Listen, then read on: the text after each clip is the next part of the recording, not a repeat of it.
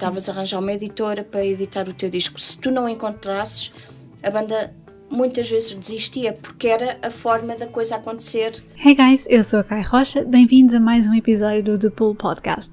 Neste episódio fazemos as seguintes questões. Como é que uma pessoa acaba por se tornar promotora de músicos tão conhecidos como os Mão Morta? Há alguma altura em que se perde o prazer pela música quando se trabalha na área? E será que ainda existem rockstars em Portugal? Para responder a estas perguntas convidámos a Raquel Lains. A Raquel é fundadora da Let's Start a Fire e é promotora há 16 anos. Conversámos sobre isso e mais alguns outros temas.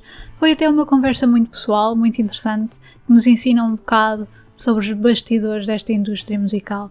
Avisamos desde já que tivemos alguns problemas técnicos e por isso há uns talidos aqui e acolá no meio da gravação. Esperamos que não sejam muito incómodos. E acima de tudo, esperamos que gostem deste episódio, pois é bastante interessante. Até já!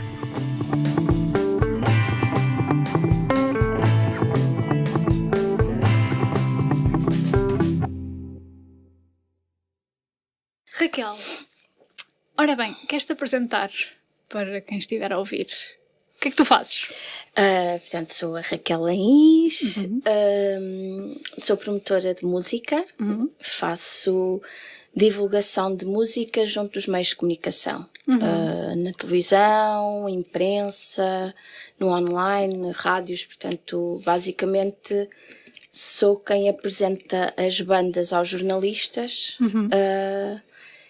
e sou a chata de serviço para... És a chata de serviço. Sim, para tentar que eles ouçam os discos, esse percurso normal. Faz aquela coisa do, eu não tenho ouvido esta banda na vossa rádio ultimamente, passa-se alguma coisa ou assim? Ou é só uma coisa de, tenho aqui uma sugestão e deixas andar? Não, eu tenho que depois fazer o acompanhamento, ou seja... apresento, portanto envio a música, apresento a banda e digo qual é o single, a música em que estamos a apostar, e depois dou um tempo para o programador ouvir e poder conhecer a banda e se calhar uma semana depois, uns dias depois, pergunto se já ouviu, se ele acha que é uma música que pode encaixar na sonoridade da rádio. Portanto, tenho que fazer esse tipo de acompanhamento. Portanto, eu tenho que ir pressionando simpaticamente, não é? Pelo menos tento. À bruta que não convém, senão aí não passa ninguém. Não. E tenho que tentar furar com a banda numa playlist da rádio, por exemplo. Tenho que ir tentando que ela toque, portanto, que seja incluída na playlist para começar a tocar diariamente, portanto...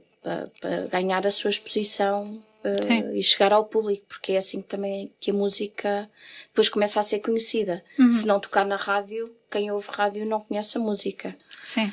Pronto. Como é que isso começou? Como é que uma pessoa vai parar para Let's Start a Fire? É todo. Sim, é o nome.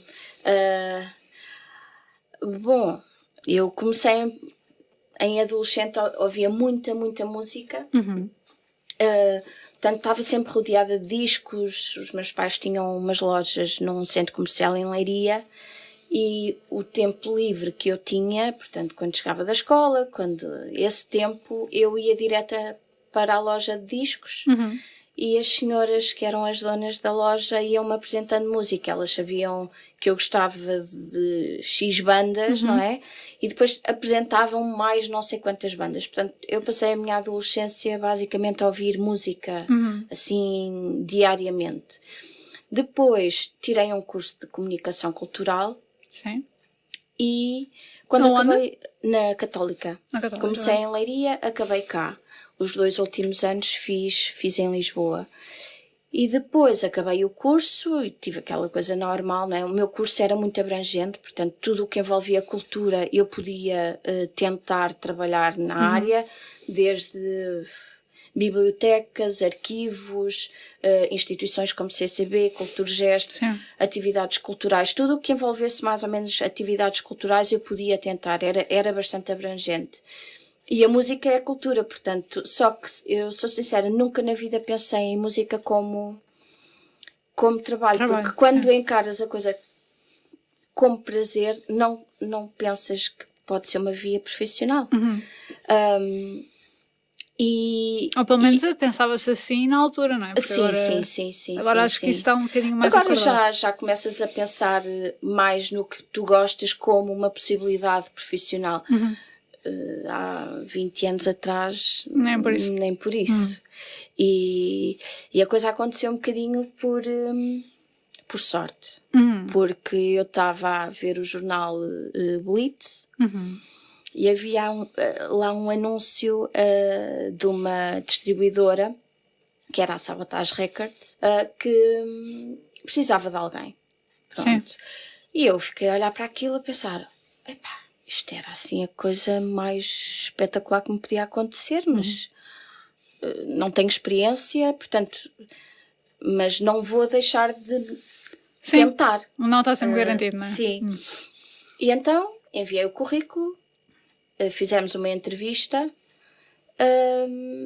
e eu fiquei. Pronto, e era uma distribuidora muito pequenina, era eu, o meu chefe, 2 chefes, a Ana Paula e o Zé Maria, e depois havia o Bruno, que fazia a parte das vendas. Portanto, eu tive 2 anos na Sabotage, e fazia tudo. Portanto, foi a melhor escola que eu podia ter tido, foi na Sabotage, porque eu fazia até a parte de contabilidade e aquela parte mais administrativa da faturação, fazia essa parte, fazia a promoção, fazia vendas também, era eu que era o L de ligação com as editoras e distribuidoras internacionais.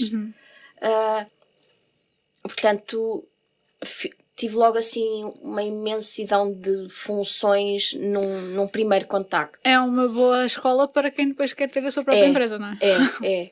E depois, 2 anos depois, acabei por sair da Sabotage. Estava a tirar um curso na ETIC de produção e marketing discográfico e um dos meus professores gostava muito de mim e acabou por me recomendar para substituir uma pessoa na Universal que estava doente. E então eu achei que podia ser uma coisa engraçada porque era o oposto do sítio de onde eu vinha. Portanto, eu vinha de uma independente extremamente pequenina e depois fui para uma major fazer uma única coisa, que era promoção na rádio, e que era muito limitado para o que eu fazia anteriormente. Sim. E comecei a fazer só rádios nacionais, portanto, a Comercial, RFMs, Antena 1, Antena 3. Portanto, eu tive, e era para ser 15 dias, e a pessoa que estava doente não voltou logo, portanto, foram-me pedindo mais 15 dias, mais um mês. Quando dei por mim, estava lá há 2 anos, e foi assim de 2 semanas a 2 anos da minha ideia inicial, que já vinha da Sabotage com a ideia de fazer o meu percurso independente, sozinha, trabalhar como freelancer. E a Let's Start a Fire surgiu porque, ainda quando estava na Universal e ainda a tirar o curso na ETIC, fiz um trabalho para uma das unidades curriculares, ou dos módulos, que tinha a ver com a gestão da imagem das bandas, das carreiras das bandas, em que eu escolhi os Mão Morta e eu tentei a minha sorte em ter um depoimento deles para o meu trabalho. Okay.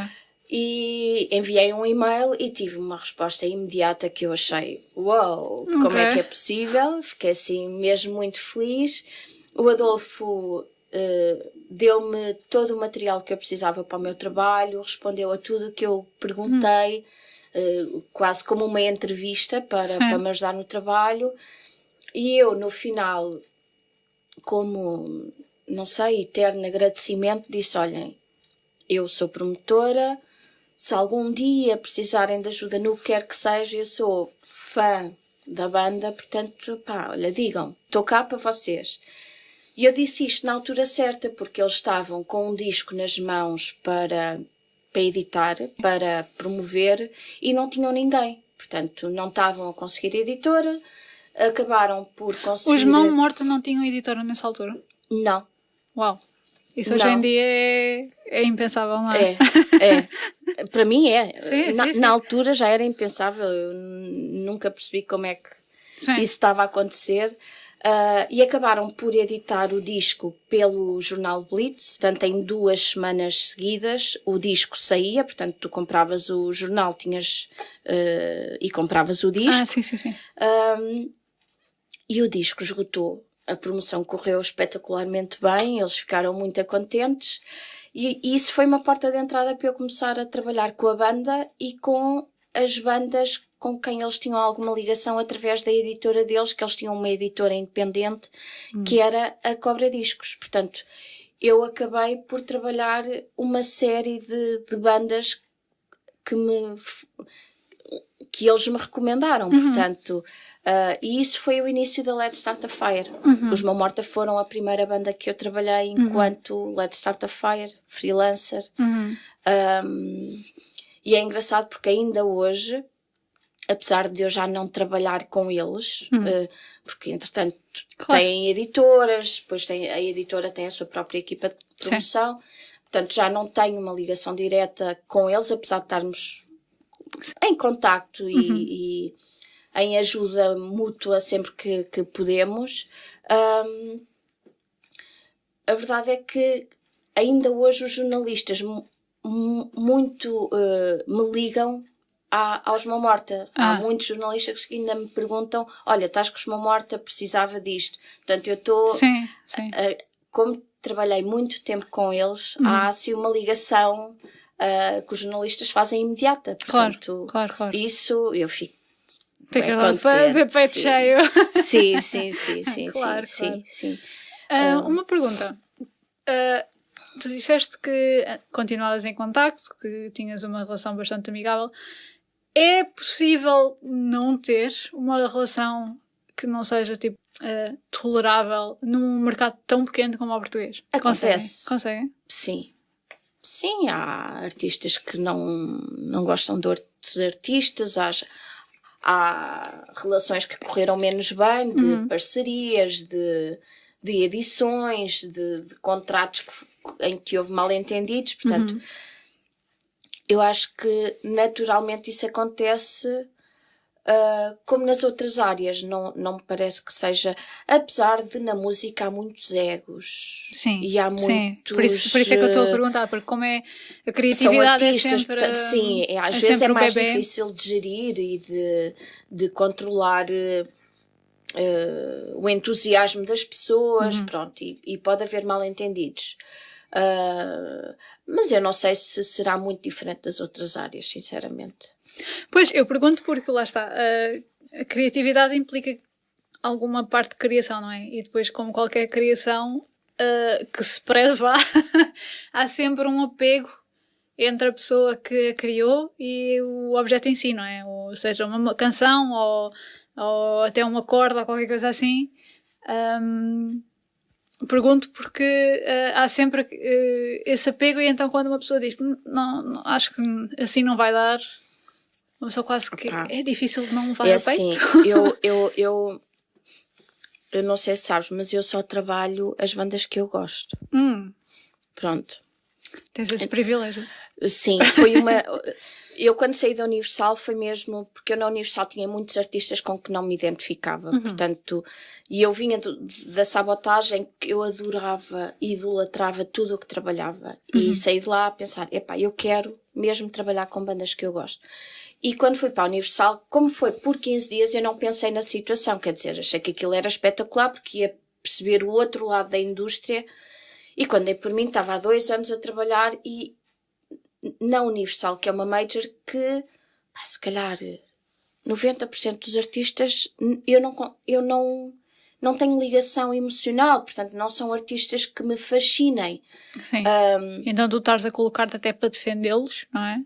Para sim, tentar convencer as difícil, pessoas. Sim. Exato.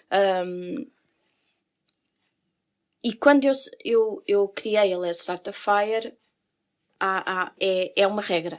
É a mais importante. Eu tenho que gostar da música, ter uma ligação, a música tem que mexer comigo, eu tenho que ter uma identificação com a banda, alguma coisa tem que fazer um clique. E eu digo, quase numa base diária, a bandas que não... Não há ali um clique. Não há um clique. Eu ouço discos que me enviam quase todos os dias, mas quando... há duas questões, que é o identificar-me e o não ter tempo. Pronto. Sim, quando não tenho tempo... Para te arranjar aqui tempinho para mim... Sim. Quando não tenho tempo para trabalhar, pronto. Mesmo que eu adore a banda, eu não arrisco, porque... Sim. Se eu não sinto que tenho o tempo que a banda merece, eu não aceito. Sim. Porque acho que seria muito injusto e egoísta da minha parte estar a querer a banda para mim e depois não ter capacidade de trabalhar bem.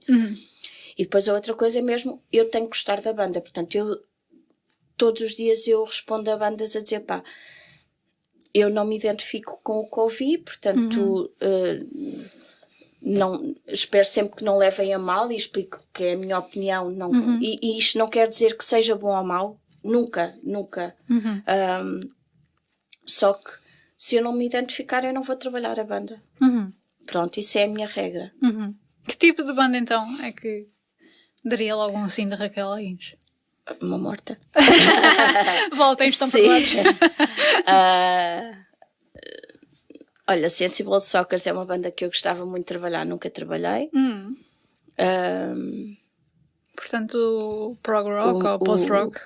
Assim, É que não há um género. Manel Cruz, bom, se eu trabalhasse Manel Cruz já... Call me, sim. Ou call, não sei, acho que já seria uma mulher realizada para o resto da vida. Trabalhei-o na Universal enquanto Pluto. Ok. Pronto, tive assim esse privilégio, mas na Let's Start a Fire, não. Ainda não.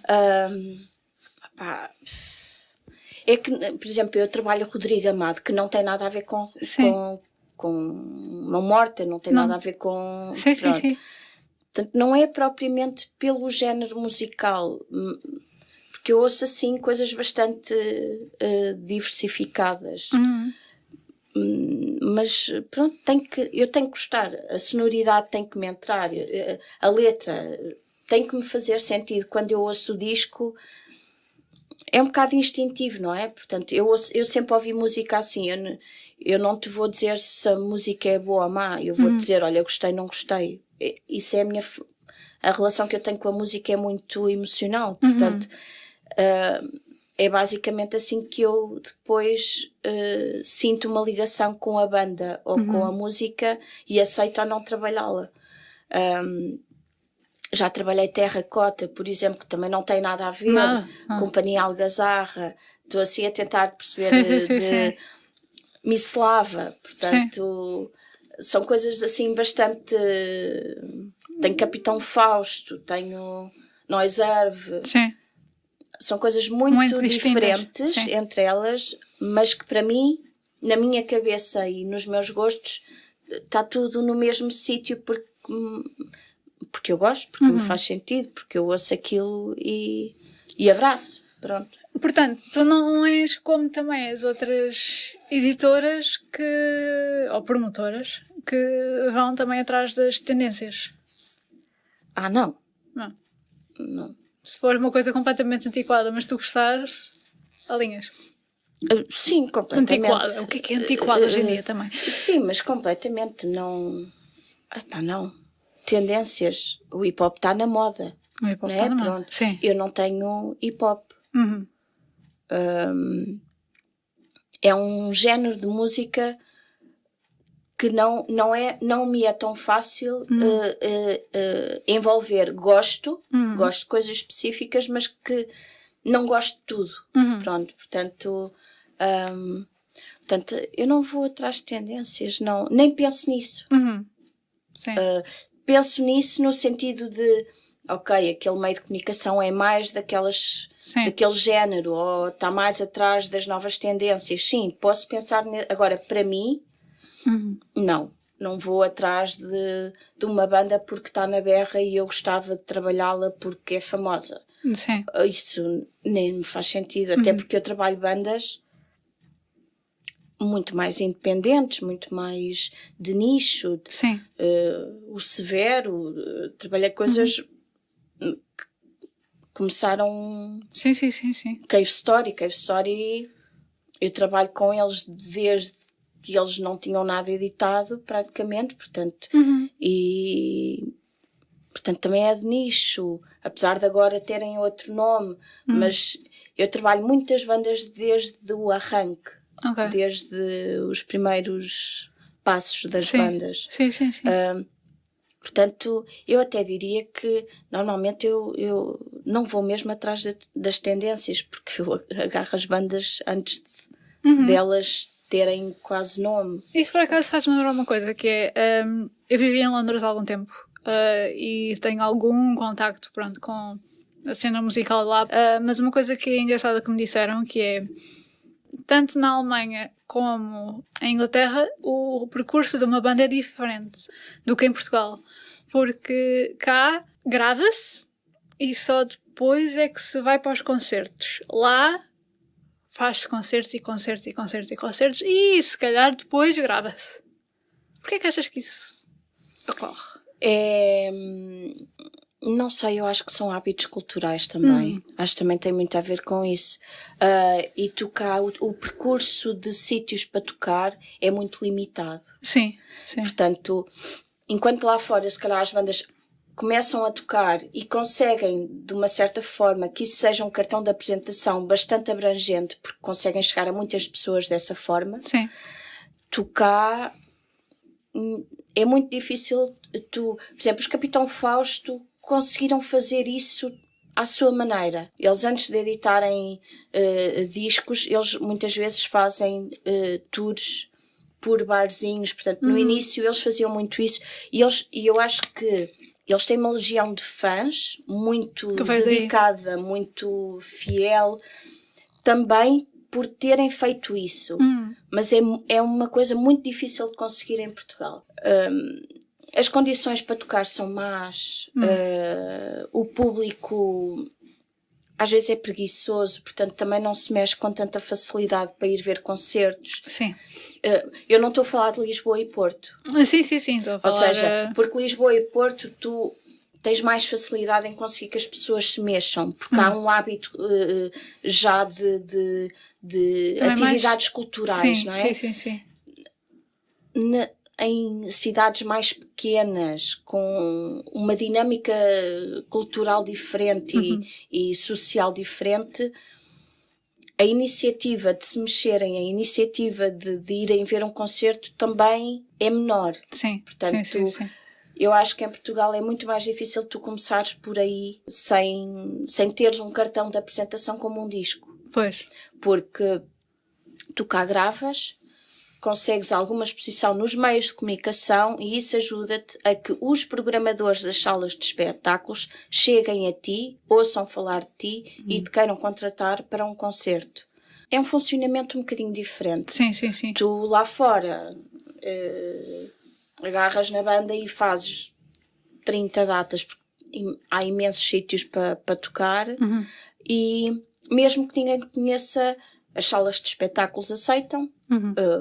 Quer dizer, não são salas de espetáculos, mas os bares de concertos, de atuações, de concertos, aceitam muito mais facilmente. Cá já não é tão fácil. Portanto, eu acho que há uma série de condições, circunstâncias que são diferentes em Portugal, em Londres, que depois faz com que a forma da coisa acontecer seja outra. Sim. Faz sentido, faz algum sentido. A mim disseram-me que eu acho que isso também é um bocadinho universal. Estavas a falar sobre o hábito de...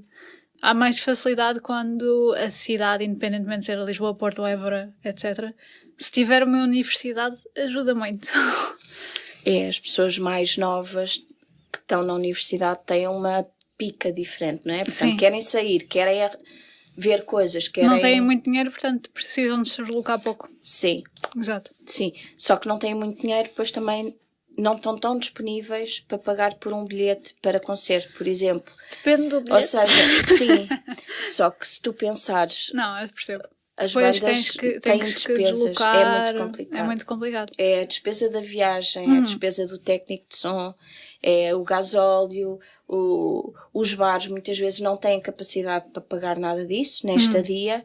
Portanto, se a banda for pagar tudo, sim, tu venderes bilhetes muito baratinhos, a banda não vai conseguir sequer pagar as despesas que teve com aquele concerto. Claro. É difícil. Não? Sim, é uma gestão complicada. É. Vamos falar sobre uma coisa que a mim me tem chamado muito a atenção, que é... tu ainda eras da altura dos discos, eu também era. Dá-me a ideia que tudo a nível da indústria musical mudou um bocadinho com a internet e com as redes sociais e etc. Sim. Qual é a tua interpretação disto tudo? Ou seja... A indústria toda mudou. Sim. Completamente, porque quando a internet começou a aparecer, começou a haver a pirataria, portanto os discos a serem pirateados, portanto toda a indústria sofreu... A forma de consumir música mudou completamente, não é? Sim, sim. E isso implica que o investimento que as editoras têm mudou completamente. Portanto, há 20 anos atrás as editoras tinham dinheiro para investir em novas bandas. Agora não, mudou completamente isso. Mas isso também permitiu que as bandas se desenrasquem sozinhas. Que era uma coisa que antes... Não acontecia? Ou acontecia menos? Acontecia muito menos, quase não acontecia. Portanto, tu enquanto banda tentavas uma editora, não é? Tentavas arranjar uma editora para editar o teu disco. Se tu não encontrasses, a banda muitas vezes desistia, porque era a forma da coisa acontecer. Sim. Tu tens de ter uma editora para depois meter o disco à venda, pronto. Havia uma equipa, uma forma de fazer a coisa funcionar. Agora... muitas das bandas nem sequer pensam em ter uma editora. Têm uma forma de editar por elas próprias. Gravam o disco no seu estúdio caseiro com condições espetaculares. Conseguem ter distribuição por elas próprias. Conseguem uma promoção por elas próprias. Conseguem ter a sua equipa sem ter que ter uma editora por trás. Isso é ótimo. Porque tu tens... Eu acho que... a quantidade de bandas boas que existe neste momento em Portugal é, em grande parte, por causa disso. Sim, pronto. Sim. Isso é o que eu vejo como bom. Agora, também tem o seu lado menos bom, que é... há demasiada coisa a acontecer. Porque não há entraves, não é? Sim. Não há propriamente... As dificuldades deixam de ser quase dificuldades, porque são contornáveis. Portanto, há imensa coisa. Há imensos eventos, há imensas bandas, há imensos discos a serem editados todas as semanas. Isso depois dificulta tudo, não é? Porque não há dinheiro para investir nelas todas, não há espaço nos meios de comunicação para elas todas, não há espaço nas rádios, os jornais não têm capacidade de absorver toda a música nova que sai, só que há muita coisa. Pois, a competição é muito maior. É. Eu, no meu trabalho, eu sinto isso todos os dias. Os jornalistas não sabem como gerir tantos discos, trabalhá-los a todos. Não sabem, é impossível. Não é? Quer dizer... é preciso mais meios de comunicação. Estou a brincar. Ou mais espaço. Só que ao longo dos anos a cultura foi sendo sempre reduzida nos meios de comunicação. Portanto, o espaço foi encurtando. Principalmente nas generalistas também, não é? Sim, sim. E mesmo, quer dizer, mesmo os meios de comunicação que às vezes eram muito específicos, fanzines, revistas, a Mundo Bizarro. Eu lembro, não sei se conheces, a Mundo Bizarro era das coisas mais incríveis Era completamente à parte. que existiu em Portugal. Para mim, aquilo era espetacular. Era, a nível de subcultura era ótimo. Esse tipo de publicações vai acabando, porque... Depois também não há apoios, não há como fazer as coisas continuarem, não é? Sim. Pois, porque lá está, o facto de esta democratização também da produção de conteúdo e também da própria edição faz com que o dinheiro também se espalhe um bocadinho, porque antes... Dispersa muito mais. Sim, porque tu antes, quando dizias eu faço parte de uma banda, normalmente não era o teu side gig, era a tua carreira. Hoje em dia, mesmo a nível internacional, a quantidade de vezes que eu conheci bartenders que estavam numa banda e andavam em tour e tinham CDs editados, etc., mas não recebiam o suficiente para... Não. Em Portugal, quer dizer, tu tens os grandes nomes, não é? Da música nacional, e sim, são... Mas, por exemplo, eu que trabalho bandas mais pequeninas e mais alternativas, ou, pronto, mais de nicho, eu lembro-me de poucos artistas meus que vivam só da música. Há o Noiserve. Mas ele também está numa data de projetos. Ou seja, a música dele, ele é só músico, mas ele não é só músico Noiserve de edição. Portanto, ele faz bandas sonoras, ele faz uma série de coisas para além. Dá imensos concertos, ele tem imensos concertos sempre. O Benjamin, por exemplo, é produtor, portanto... É músico e trabalha na música. Alguns artistas que eu tenho conseguem fazê-lo, mas são muito poucos. Pois. Eu lembro-me de 2 ou 3 assim de repente, a maior parte deles não consegue, portanto... Pois. Têm uma vida normal e depois a música é como se fosse quase um hobby, quando o que eles gostavam é que a música fosse a vida deles, porque é o que eles realmente gostam de fazer. Só que a música não lhes dá o retorno financeiro para poderem só viver daquilo.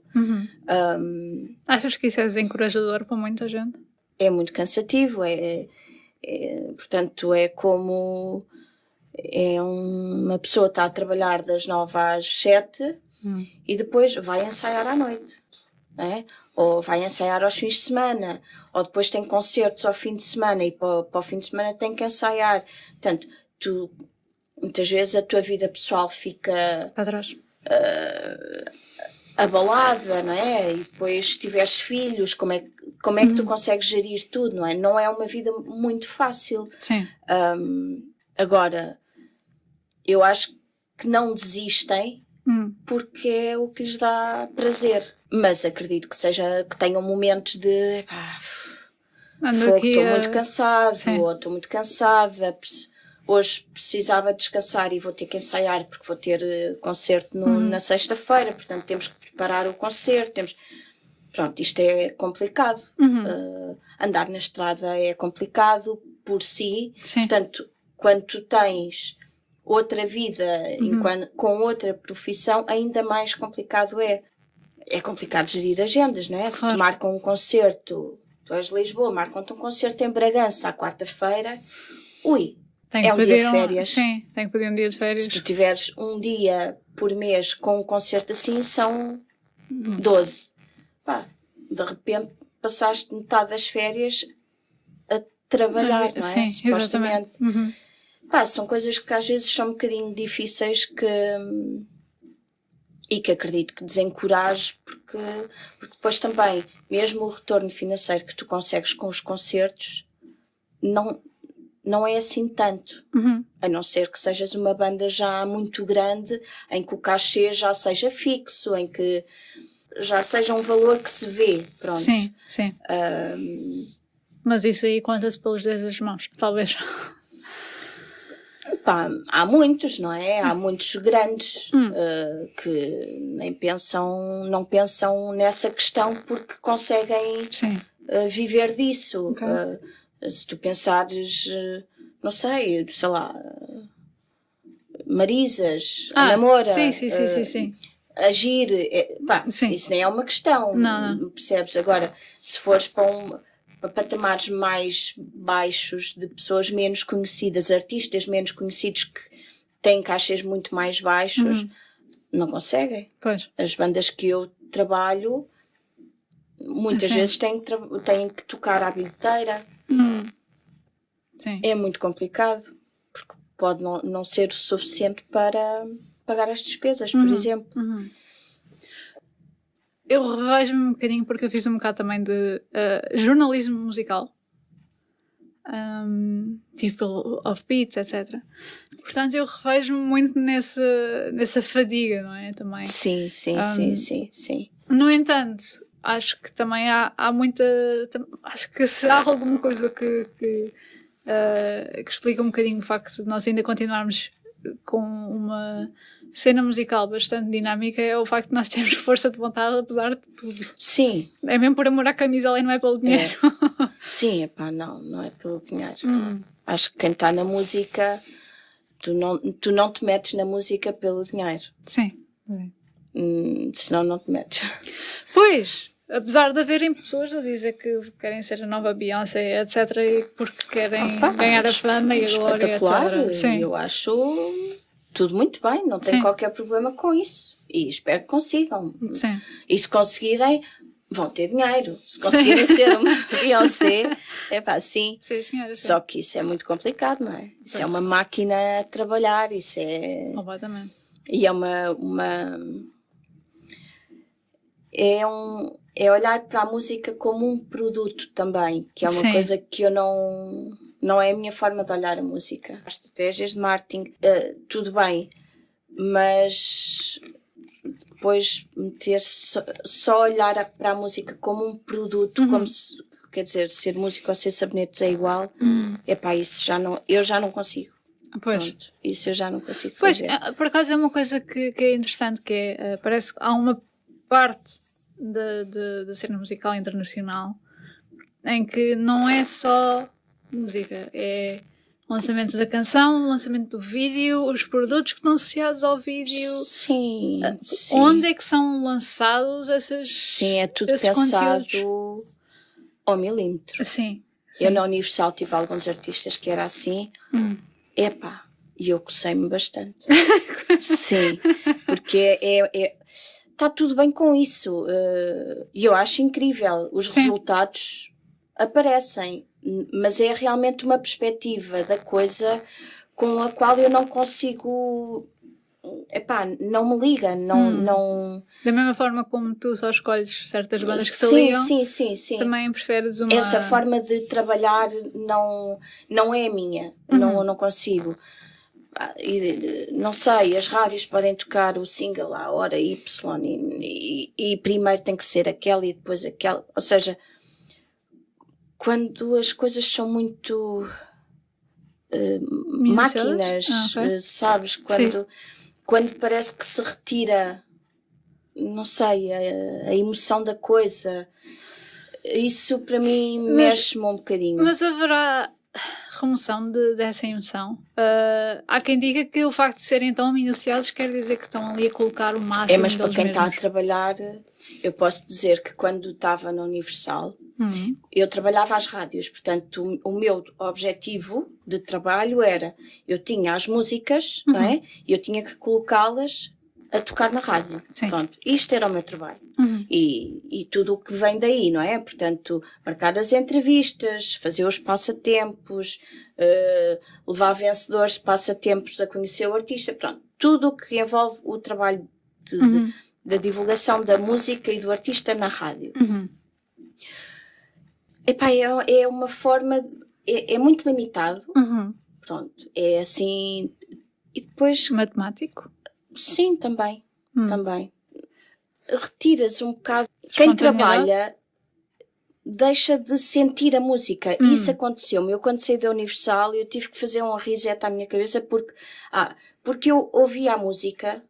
Mesmo em casa eu comecei a dar por mim a ouvir a música que eu gosto. Nem era a música que eu estava a trabalhar. Portanto eu ia para o carro, metia os meus discos e eu ouvia a música e pensava... o refrão já vem tarde demais. Isto já vai no minuto e meio, já não dá. Esta introdução é muito longa, isto vai ter que ser editado. Portanto, na minha cabeça, quando eu te digo que se retira a emoção, é porque instintivamente tu começas a trabalhar muito bem nas coisas, não é? Porque, quer dizer, é o suposto, e começas a ver a coisa só como... não é? Um objeto, não é? Portanto... uma coisa para ser analisada. Isso, sim.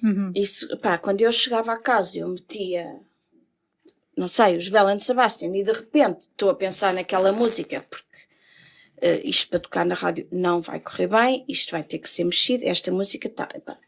Não, aquilo começou a mexer com o meu interior e pronto, e isso para mim, consigo pensar na música como um single, se é um bom single ou não, mas a forma de olhar para as coisas e como não é tão intenso e o meu trabalho também já não é só rádio, não é? Portanto, sim. Já, a minha cabeça já não funciona assim, mas houve ali um momento na Universal que eu estava, não pode ser. Não gosto disto. Sim. Não gosto da minha cabeça a pensar... Estás a perder o gosto pela música, o sentir, não é? Sim.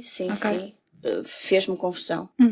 Mas quando tu trabalhas nessas empresas, nessas editoras grandes, é assim que tu trabalhas. Portanto, está tudo bem, porque tu tens que pensar nisso.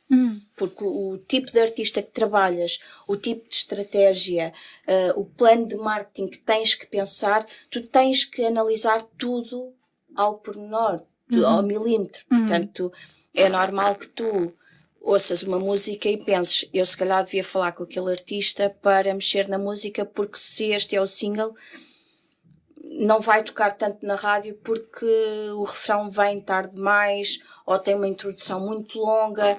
Portanto, tu tens que pensar nisso. E eu agora trabalho bandas que não pensam... É muito raro pensar sem mexer nos singles. Pronto. Sim. Mas isso faz todo o sentido. Como é que é o teu dia-a-dia? O meu dia-a-dia é espetacular. É? Sim. Agora, hoje em dia, sim. Sim. Porque agora já estás a fazer as coisas com as bandas que gostas, com músicas que as coisas estar a analisar assim. Sim. Não, eu agora, pronto, por mim eu acordo e acho que o meu dia é espetacular porque vou trabalhar em coisas que eu gosto. Sim. Portanto, eu não sinto aquele peso de trabalho, não é? Eu não penso, vou ter que ir para o emprego, tenho que ir trabalhar, depois trabalho sozinha, portanto... Trabalhas em casa ou trabalhas no escritório? Trabalhei durante muitos anos em casa. Sim. Em setembro decidi ir para um cowork. Ok, sim senhora. Porque estava a dar em doida. Estava a dar, porque eu vivo sozinha, portanto não há ninguém a chegar ao fim do dia a dizer, então, o teu dia foi fixe? Portanto, eu trabalhei 12 ou 13 anos em casa, sozinha. Vai, é muito tempo. Muito tempo. E achei que já estava assim a não ser bom. Pronto, achei que aquilo cheguei ao limite e acabei por ir para um sítio, para um cowork. Portanto, estou agora no início, e agora estou a dar valor a tudo que as pessoas não dão valor, que é o sair de casa e ver pessoas. Ver pessoas, não sei, ir no metro ler. Acho espetacular. Sim. Pronto, que é as coisas normais do dia-a-dia que eu não tinha. Pronto. Estar rodeada de pessoas. Eu passava o meu dia sozinha, portanto, não... E isso para mim agora está a ser assim uma mudança. Não, está a ser uma diferença gigante no meu dia-a-dia. Portanto, eu trabalhava em casa, mas eu vestia-me. Portanto, não tinha aquela coisa de trabalhar de pijama. Pronto. Eu tinha amigos meus que trabalhavam em casa. Estou de pijama. E eu, eu visto-me sempre disciplinada, portanto, eu estava sempre a trabalhar muito cedinho, eu não fico a dormir até tarde porque posso gerir o meu horário. Não, eu tenho assim, não tenho hora de fim, mas às 8, 9 eu gosto de estar a trabalhar, mais ou menos. Okay, pronto. Também portanto, com hora de fim é difícil, não é? Porque depois tens que ir a concertos, tens que acompanhar as bandas, se calhar. Sim, também. Vou a muitos concertos. Mas também a desvantagem é que como trabalhas para ti e o trabalhar em casa o computador está sempre ligado.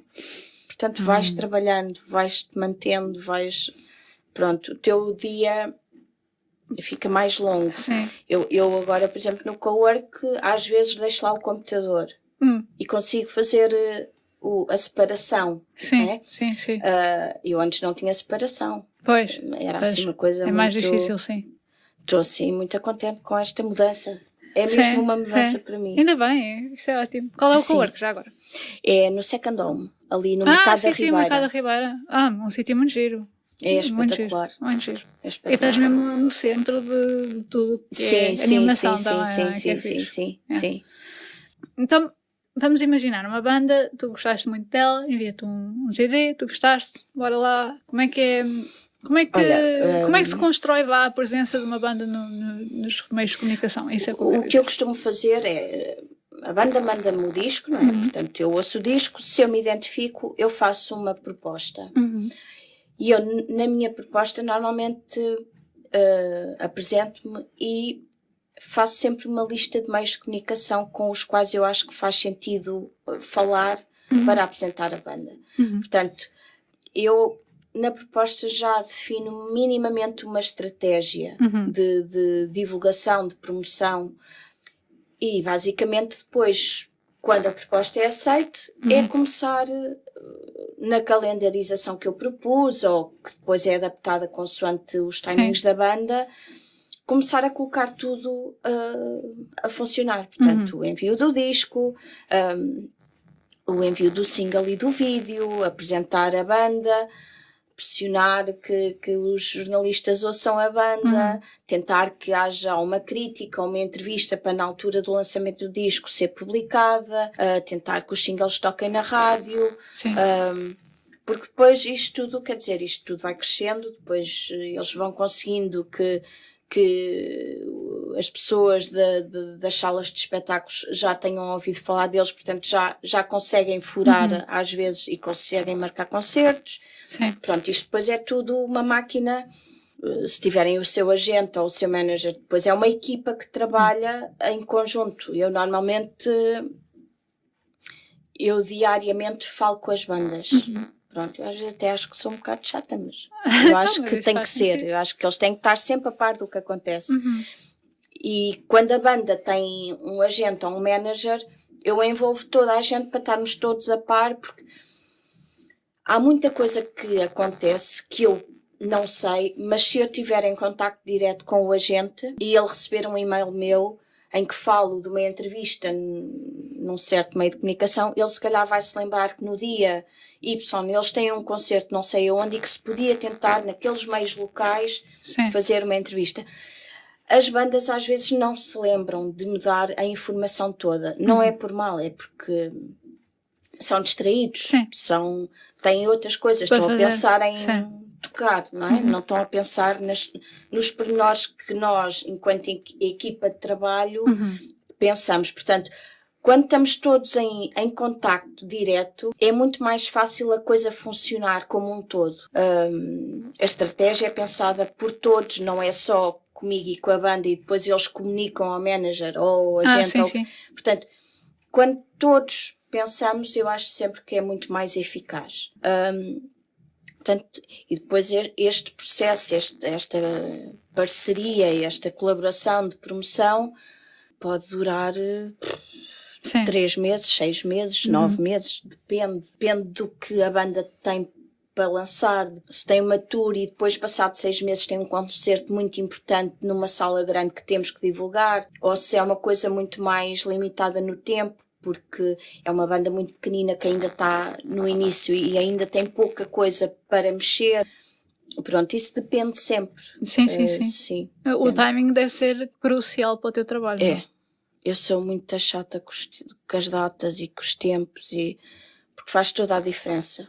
Começar a trabalhar um disco com tempo, tu sabes que as portas estão abertas, as pessoas podem não gostar do disco, mas tu foste a tempo a apresentá-lo. Se tu tens um disco a sair esta sexta-feira e só agora o vais apresentar, o jornalista se calhar daqui a um mês ainda não teve tempo de ouvir o disco. E depois já passou a data de lançamento. E depois tem outros discos que têm a data de lançamento nessa altura. E se assim for, o argumento é sempre a atualidade. E nós vamos sempre passando para trás. Pois. Eu explico isso muitas vezes às bandas, porque eu acho mesmo que a calendarização, as datas com que tu fazes as coisas é muito importante. Muito importante, sim. Podes dizer que tu és assessora? Não. Sim, sou assessora de comunicação. Sim. Qual foi o momento em que tu pensaste, que grande falcatrua? Já tive situações complicadas, mas falcatrua? Não, quem diz falcatrua diz exatamente, coisas complicadas que... Há coisas que às vezes não há solução e só podes pedir muita desculpa pelas falhas. Elas acontecem. Bandas que se esquecem de entrevistas.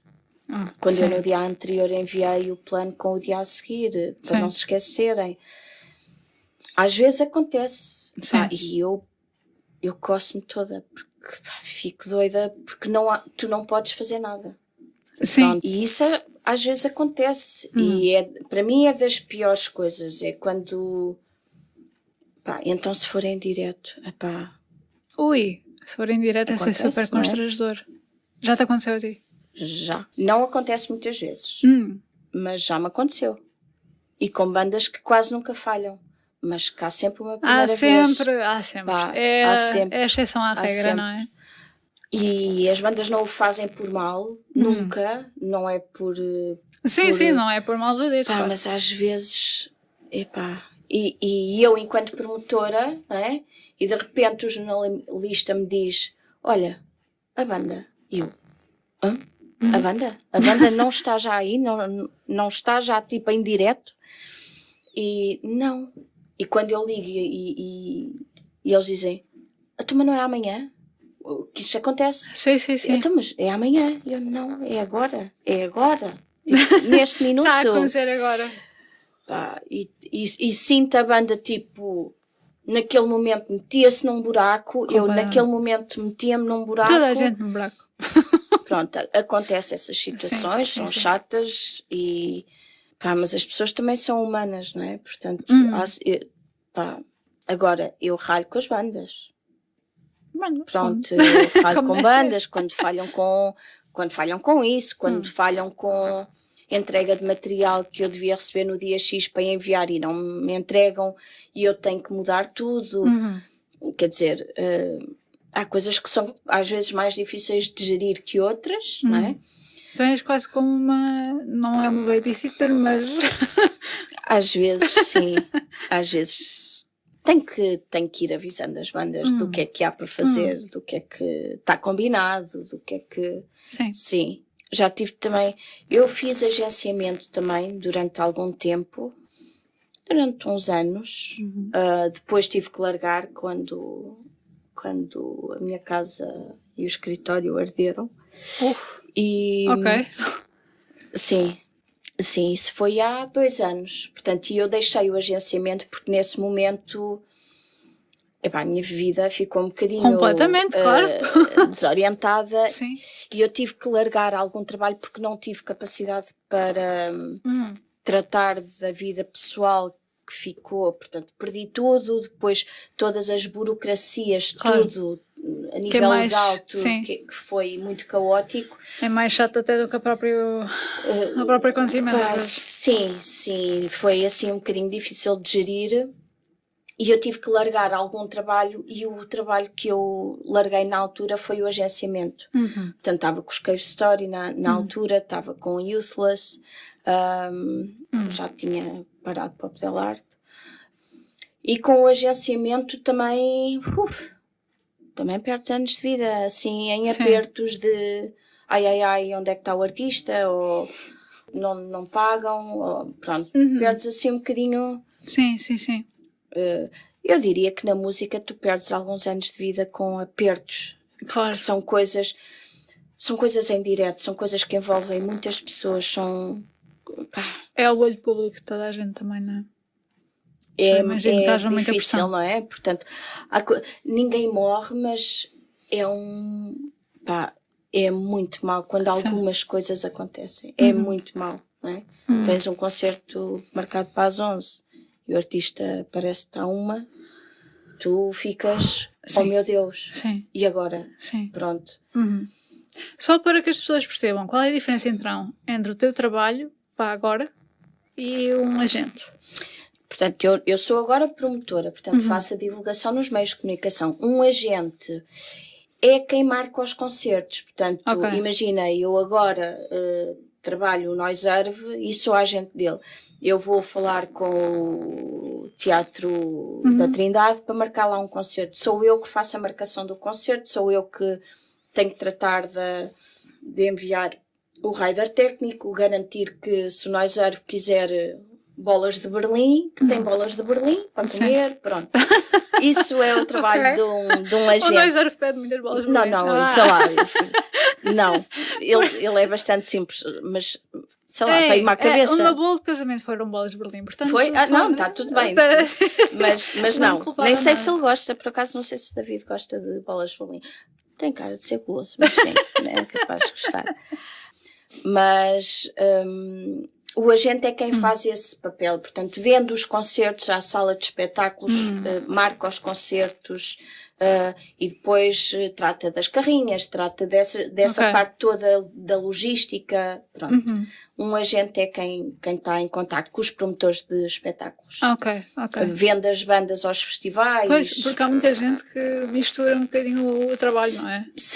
Sim, às vezes vêm ter comigo a dizer que queriam trabalhar comigo e eu depois percebo que era para agenciamento, não era para promoção, pronto. Sim. Ou para management, pronto, que é quem gera a carreira da banda, também é um bocadinho diferente. Portanto, às vezes as próprias bandas também não sabem muito bem, porque também estão, pronto, é outro mundo, não estão habituados também é um mundo um bocadinho fechado, não é? Que essa parte mais minuciosa, mais logística de como as coisas funcionam, está muito nos bastidores. Sim.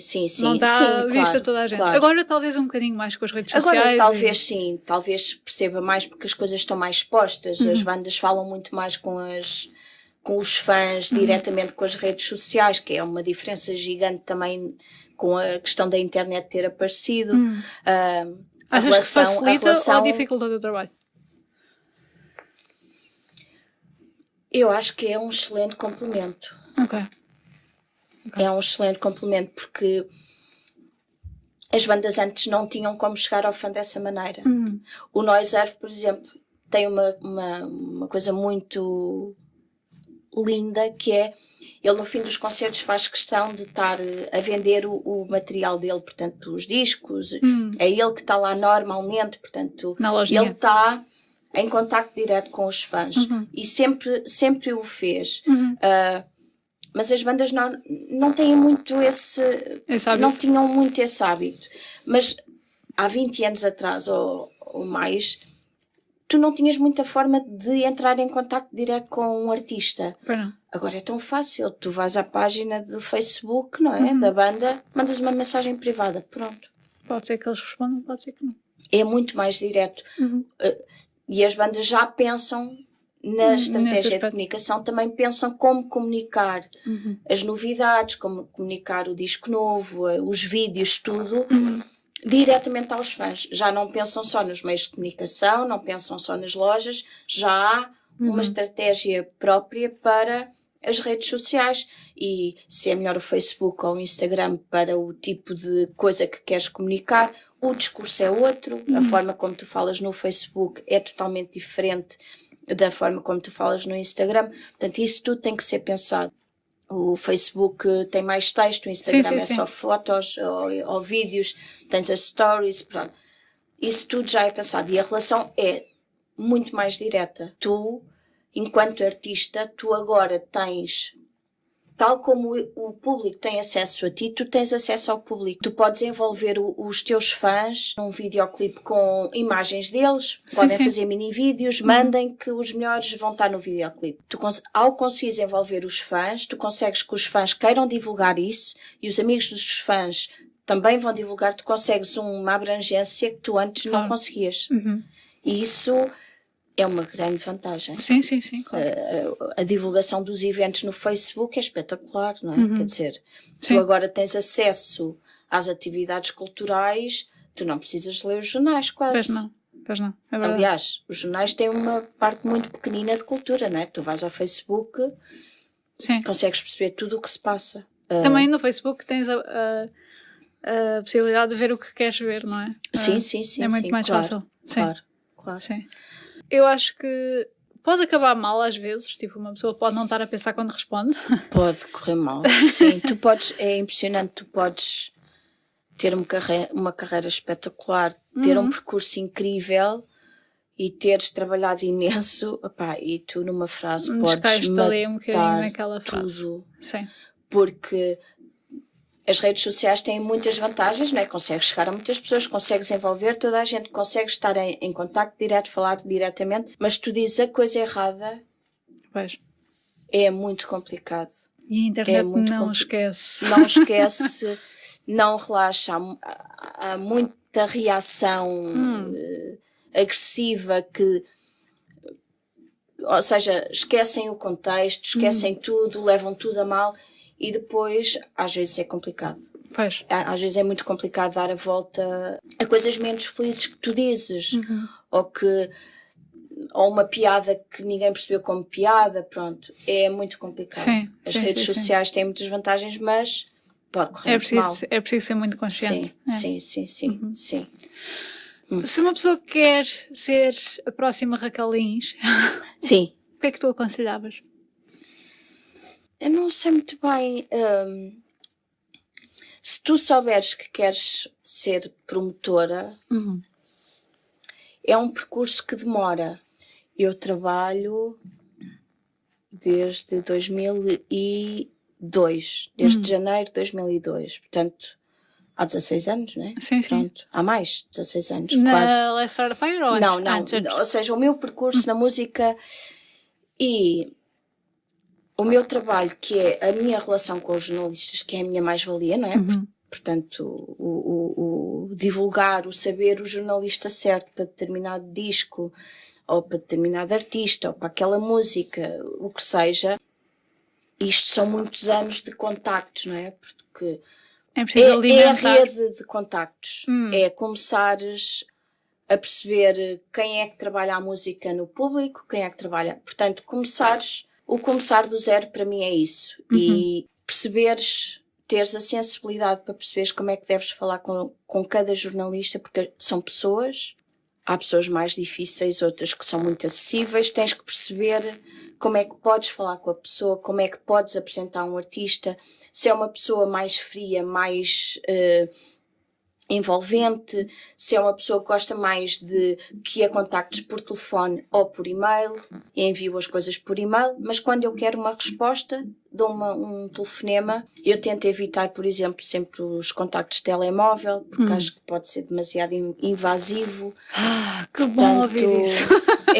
Eu sou aquela pessoa que não usa o telemóvel como telemóvel. Há uma coisa que eu faço, eu peço sempre por exemplo, se eu marcar uma entrevista, eu peço o telemóvel. Eu nunca utilizo, a não ser que o artista está atrasado, não está a encontrar o jornalista, aí tudo bem, sim. Mas não uso, porque acho que esse contacto pessoal que te dão é tipo um confiança, não é? Em ti, e acho que tens que merecê-la. Portanto, acho que isto são relações que demoram a construir, portanto, e depois, por exemplo, no meu caso, como eu trabalho não é um género musical, mas é um determinado tipo de artistas ou tipo de edições. Os jornalistas sabem mais ou menos o que é que pode vir do meu lado. Eu tenho jornalistas que me dizem, eu adoro quando recebo um envelope teu cheio de discos, porque eu já sei que vou gostar. E depois há uma linha musical, não é rock, mas há uma linha musical, é um gosto, é o meu gosto. Sim. Ou seja, tal como eu conheço o gosto pessoal daquele jornalista, ele já começa a conhecer o meu gosto pessoal. E isso tem as suas mais-valias, portanto, dá-me credibilidade com alguns dos jornalistas. E isso é uma imagem, é um trabalho longo, portanto, quem quiser ser promotora não vai de repente conseguir os contactos todos. Claro. Sim.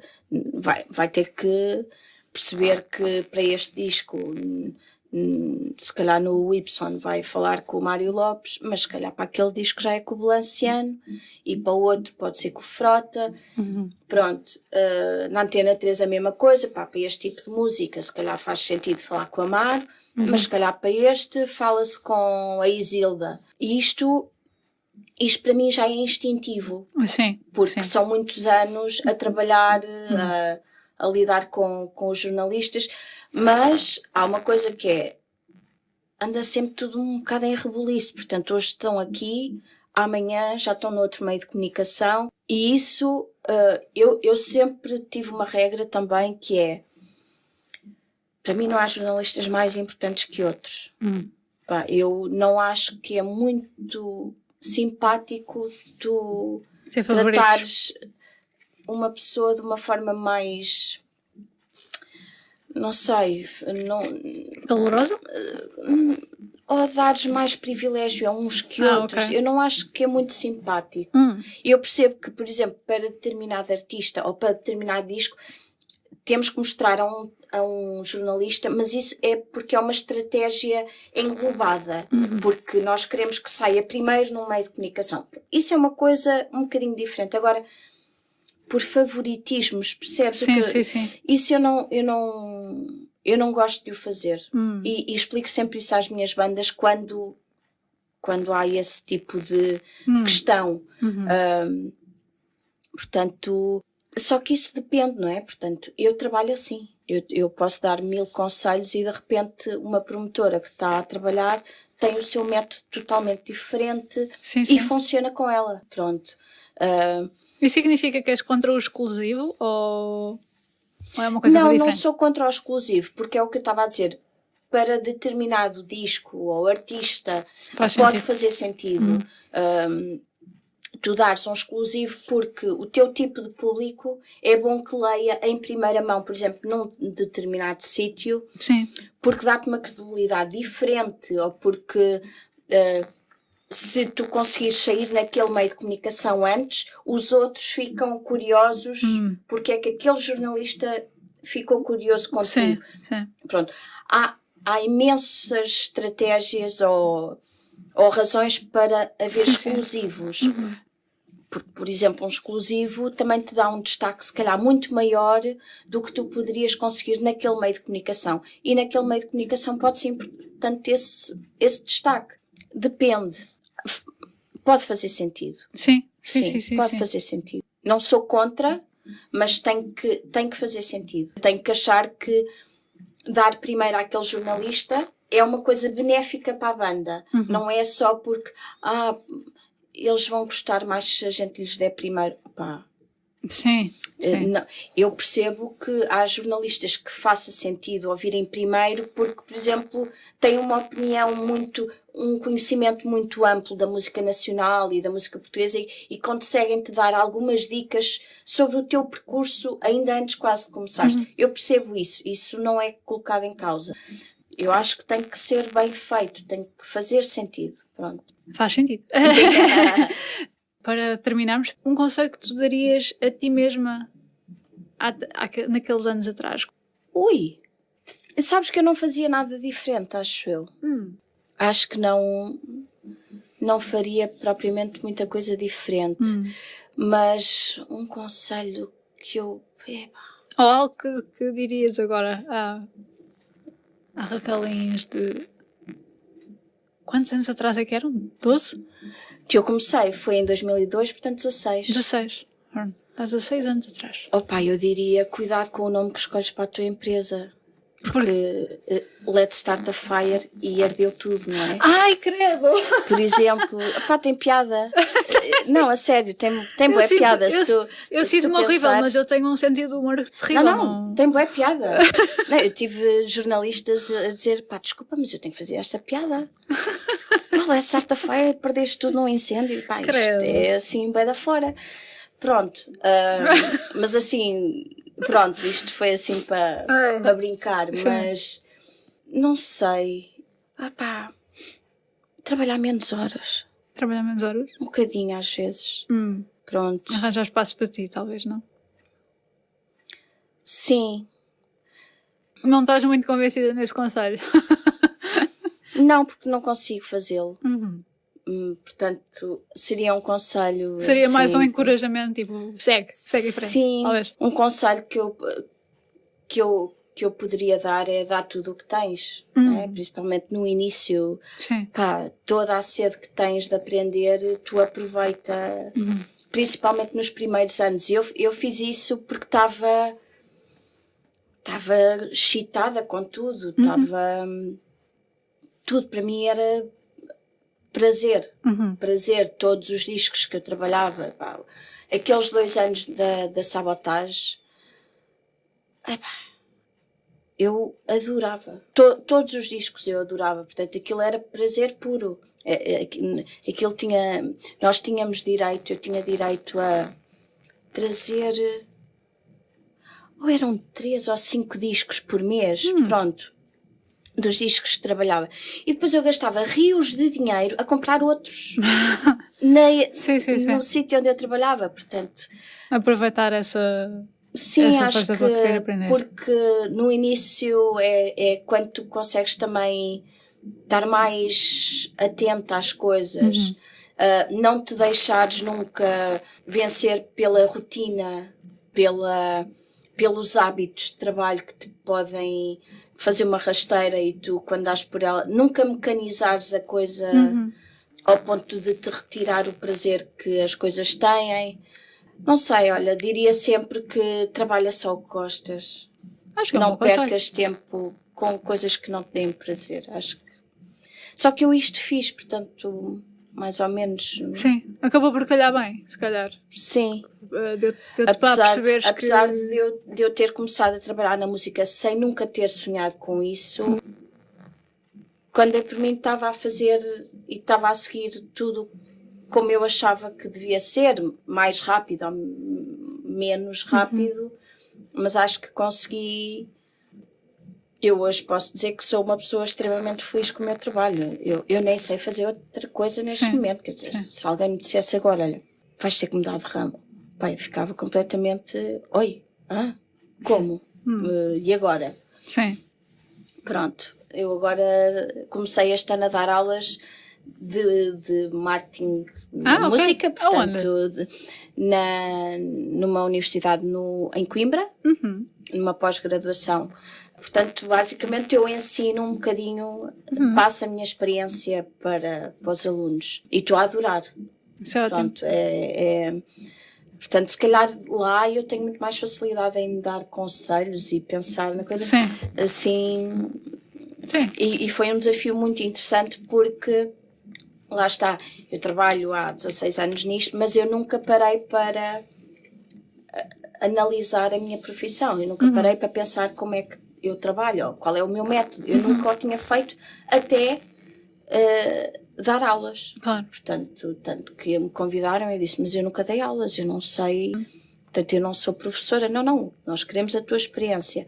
Portanto, isto foi analisar as coisas, isto para mim foi assim um desafio gigante. Sim, imagino. Raquel, onde é que as pessoas te podem encontrar? Onde? Sim. Em concertos. Em concertos.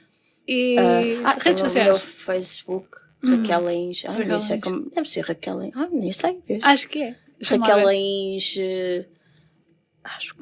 Olha.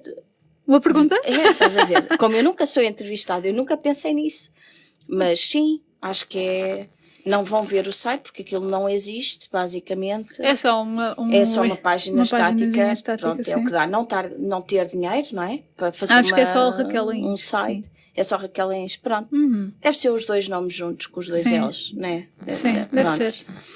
É assim, escrevam Raquel Lins com o nome até também não é muito comum. Não é muito comum. Mas a minha tia e também madrinha é Raquel Lins. Então pedimos desculpa à tua tia. Mas vivem em Paris, portanto percebe-se por quem está cá ou lá. Ok. Sim. Raquel, muitíssimo obrigada. Obrigada eu. Muito obrigada. Sim.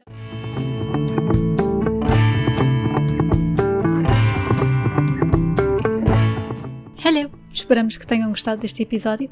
A Raquel Lins pode ser encontrada no Facebook dela, em raquel.lins. Eu deixo o link na descrição deste episódio e pode ser contactada pelo website letstartafire.com. Quanto a nós, podemos ser contactados também pelo Facebook em The Pool Podcast e no e-mail poolpodcast@gmail.com. Sem o D, portanto é PULPodcast@gmail.com. Estamos sempre a postos para ouvir os vossos comentários, as sugestões e questões que possam vir a ter. A captação de som, edição e fotografia são feitos por José Garcia, no Estúdio Q, o jingle é da autoria de Miguel Nicolau, o logótipo e as lindas ilustrações dos nossos episódios são criados pela Joana Rolo. Espero que tenham gostado e até para a semana.